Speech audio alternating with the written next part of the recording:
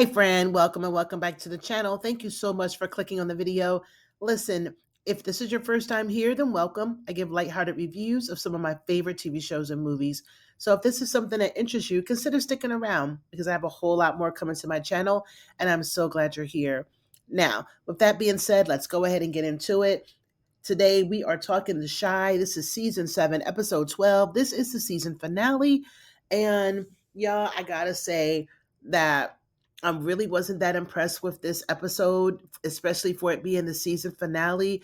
I felt like the writing could have been a whole lot better than what it was and what we got. But let's go ahead and talk about it. Okay, so I'm going to try to do this review without getting in my feelings and getting all upset about how bad some of the writing was in this episode. Let's talk about the beginning of the episode where we see Candace. She is there being a lookout for Reg while he's going in here robbing this house, right?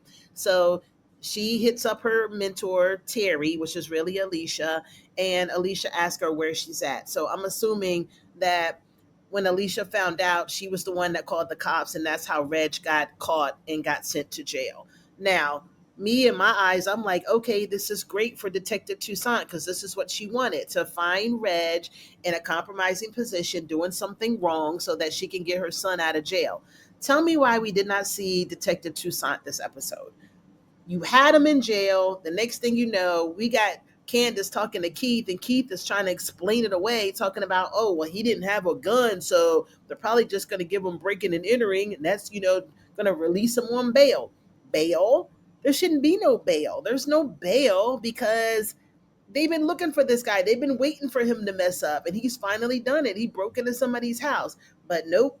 What happens is Candace sends Keith all the information about where Reg's money's at. He goes to the house, he grabs the money, they post bail for him, they get him out.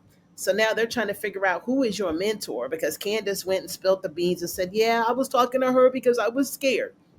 Come to find out, they put one and two together, they figure out that it's Alicia, the Alicia that's been trying to kill Reg all season. So Reg is pissed off. He's like, you know what? I'm gonna get her. I'm gonna get my lick back. I'm gonna go get her spot. So he tells Candace, I want you to lure her out. You take her somewhere. I'm gonna get in. I'm gonna rob her spot, and then Hannibal's gonna come scoop me. So that's exactly what happens.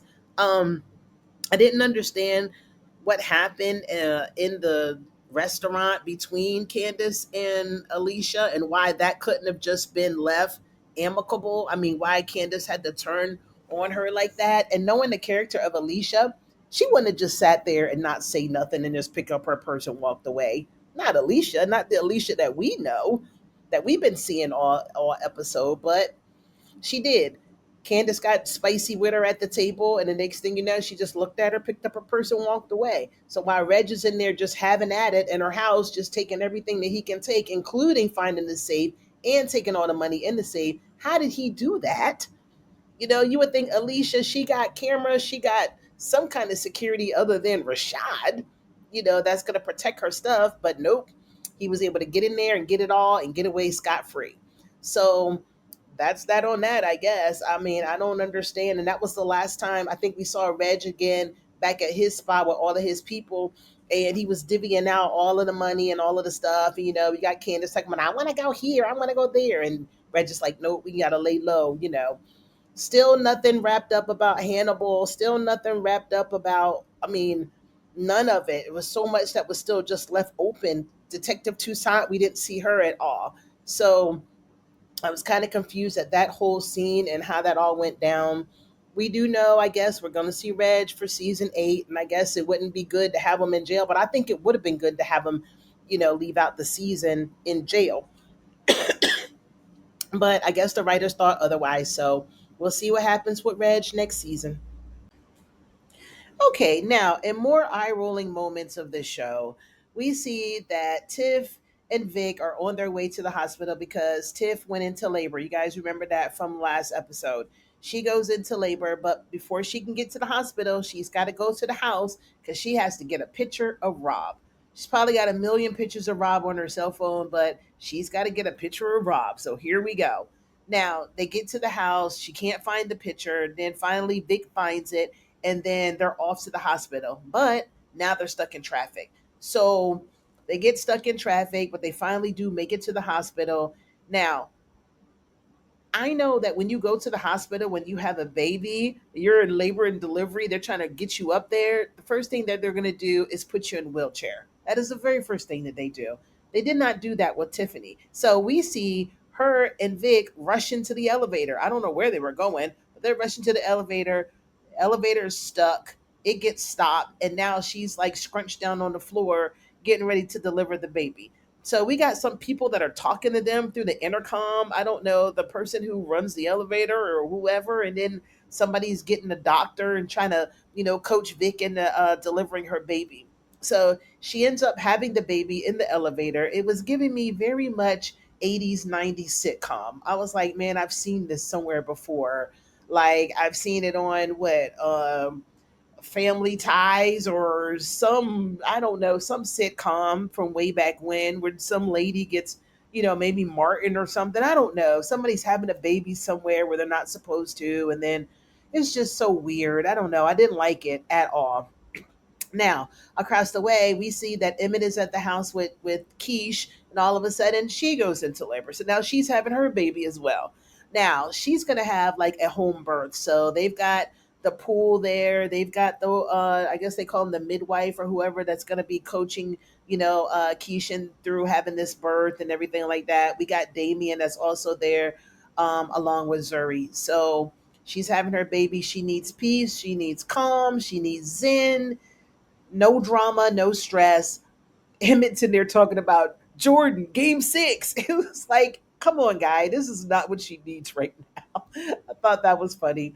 But anyway, across town, we see that Jada is there and she's looking like she's pretty much at the end of the road. So she's in the bed. Darnell puts her in the bed and he calls over to the house.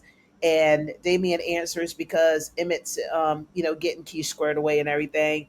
And Darnell tells Damien that Keisha's transitioning. And Damon doesn't really know what to do because he's like, well, what do I do? Do I tell him, about this or. So anyway, Emmett tells Jada what's going on over, not Emmett, Darnell tells Jada what's going on at the house. And Jada's like, look, help get me up. I'm going over there. I'm not leaving out of this world without seeing my grandbaby. So that's what they do. They get her over there and she's able to uh, so Keisha does end up having a baby. She has a girl, and Jada's able to hold her grandbaby, just one time. And Jada asks, "What's the name?" And Emmett's like, "We named her Jada." I thought that was so sweet. It was like probably the most touching scene of the episode. Anyway, Jada's just really much out of here, y'all. She's transitioning, so she lays on Darnell's lap, and then Emmett puts a blanket around her, and that was just that. And then they tried to wake her up later, and she's just gone. And they didn't have any audio with it, but you could see that Emmett rushed over and was just hugging her and crying and just, whoo, I had to keep it together. That was a tough one. But anyway, shout out to Yolanda Ross. She played a great character of Jada. We've been rocking with her since season one, and she will be missed. Um, Now, back over at the hospital, like I said, Tiff, she does end up having her baby. It's a boy. She names the baby Rob Jr. But this whole thing here was just crazy. The births of the babies. But we got us a little boy and we got us a little girl. All right, before we get into Alicia, let's talk about Nook. So Nook is at his spot and he's in the back room with some girl. Bakari's there, looks like he's working on his book. He's got his headphones in or whatever. And he must didn't hear, or maybe he fell asleep because the next thing you know, we see Rosalind done got up in the house and is in the bedroom with them with a gun pointed at him. So he's like, yo, what's up? She's like, so I need answers. I want to know what happened with Duda. Did you do it? And so Nook is like, man, you didn't even care about him like that. Like, why are you coming up in here with all this? And plus, it wasn't me, it was Alicia. Like, Alicia and Bianca, they set the whole thing up. And so I don't know why people are just taking what Nook says and just running with it like it's just gospel. But anyway, it was convincing enough for Rosalind and she let him live. So she walks out assumingly to go get Alicia. And then Nook comes out the room and he's mad at Bakari. Like, how did she get back here? And Bakari was just like, man, I have my headphones on. I don't want to hear all that, what you got going on back there. So he's fussing at him about, not protecting him like he should. And I'm like, that's not your job anyway. Bakari, please get away from this guy. But anyway, back to Alicia's house. She comes in the house and she realizes that she's been robbed, right? So she's sitting there. She calls Tiff. Tiff tells her that she had to go to the hospital and she ended up having the baby. So there is a silver lining to all this. Her baby, her grandbaby was born. And so she's like, yeah, I named him Rob Jr. And Alicia was so excited and happy. She was like, okay, I'm on my way over there. But not so fast, Alicia, because here comes Rosalind. Rosalind got that thing pointed at her and she wants answers. So as Alicia's trying to explain what really happened, I guess she was doing it a little bit too slow because Rosalind didn't have time for it. Next thing you know, she puts about 4 or 5 in her, and that's the end of that on Alicia. So shout out to Lynn Winfield. I thought it was a great addition to the show. Sorry to see her go. But anyway, back at the hospital, y'all remember that Alicia told Tiff she was on her way. I think it's the next morning or so.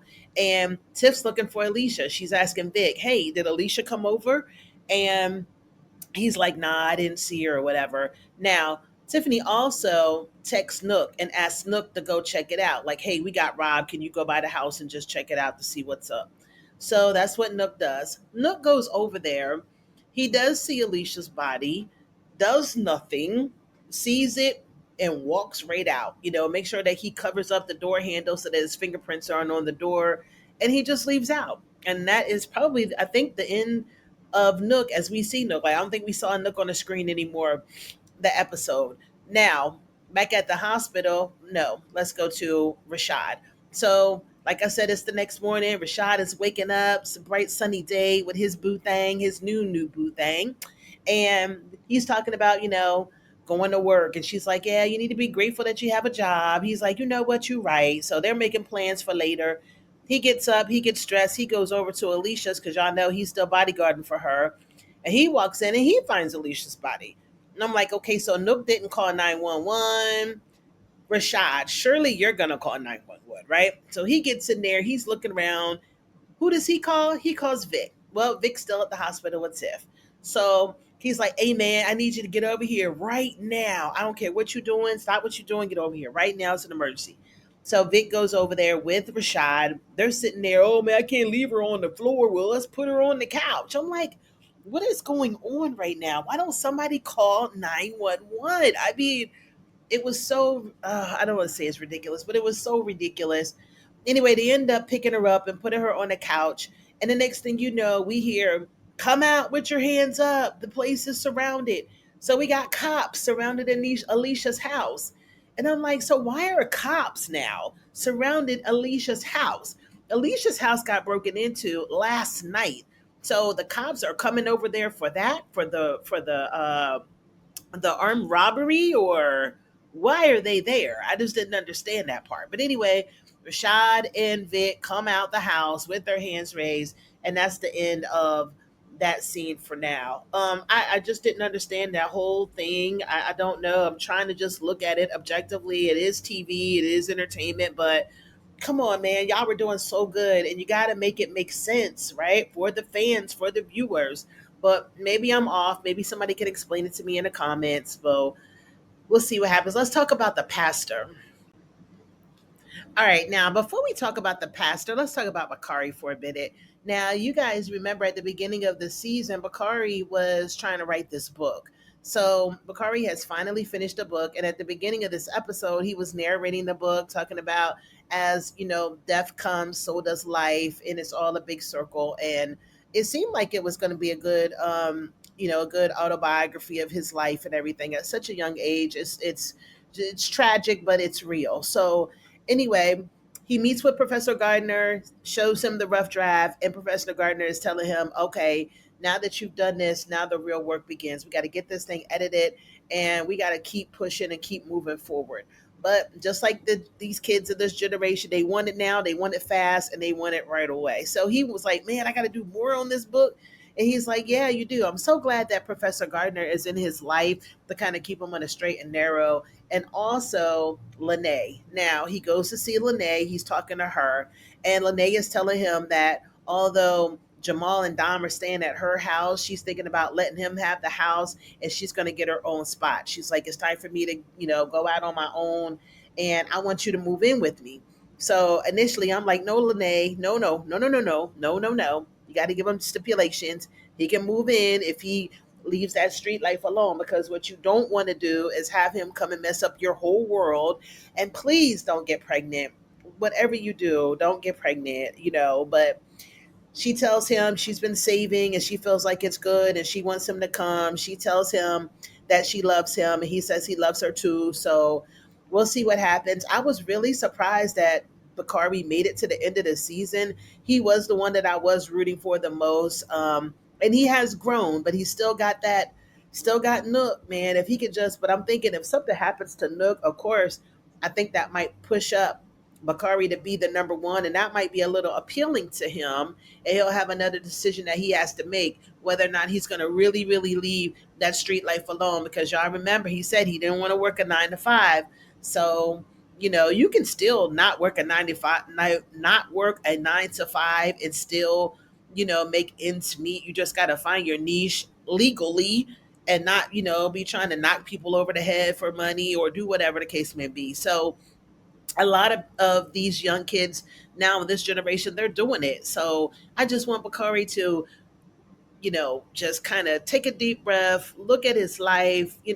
Professor Gardner was asking, you got to look further out. Where do you see yourself in 2 years, 5 years, 10 years? And he couldn't do it. He was like, man, I'm trying to get through the day. That's really not a way to live. And it's such a shame at such a young age that he has to deal with those kinds of things. But anyway, hopefully Lene can keep him on a straight and narrow, even though I really don't want her to be signed up for that, just only that alone, because she still has to live her life as well. Maybe they could just grow together, and, this will be something for next season. So we'll see.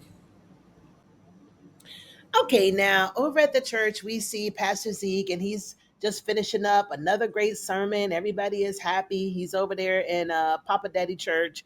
And after the sermon, Kenya comes up to him, yo, Dad, you're really great today, And he's walking with the ex wife, and it seems like, they're trying to reconcile, get back in a good place. And so he's thinking about moving back in with her, and they're setting ground rules, and they're taking their time. And you sleep in one room, I sleep in another. And I think it's good. I mean, I don't trust Pastor Zeke. I think he's a crook, but I think that maybe the ex-wife can ground him and make him better. And I think as he tries to get better next season, we might see Pastor Charles, who he did make his number two, still be the Pastor Charles that we know of him, So we're going to have good and evil in the church.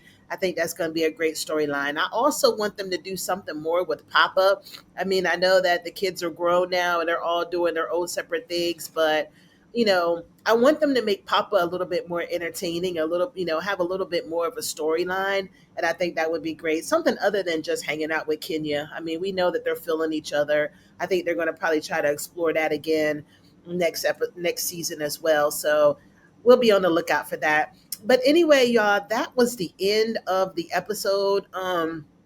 If I left something out, please put it down in the comments. If you guys are just as confused about some of this stuff as I am, please put it down below, because I don't want to like punch down on the show, because I do like the show, but it just left a whole lot. This season finale just didn't do it for me. I'm sorry. I have too many questions, too much stuff. And I'm not talking about questions like, oh my God, I can't wait to find out what happened. It's like questions like, what? Why is this happening? What? No, it doesn't make sense. So maybe they'll tie it all up next season and make it make sense. I don't know. But I'll be there to watch it. You guys, thank you so much for watching. Leave your comments in the chat for me. Let me know what y'all thought. If I missed something, like if I just completely missed something about Detective Toussaint, because that's my biggest question, is why is Reg back out of jail? If somebody can answer that question for me, that would be great. But anyway, that's that for that. This was the season finale, so we're done with The Shy. If you guys haven't watched Washington Black. It shows on Hulu. I am reviewing that as well, and I'm also gonna start a series called So I'm rewatching, and I'm gonna be rewatching the show Insecure that stars Issa Rae. Is on HBO, and I'll be doing reviews on that very soon. So stay tuned to my channel, y'all. Don't forget about little old me, and we'll continue to do it. I hope to see you guys. Please hit the like button on the way out, and I will see you guys next time we do it. All right, until then, bye, y'all.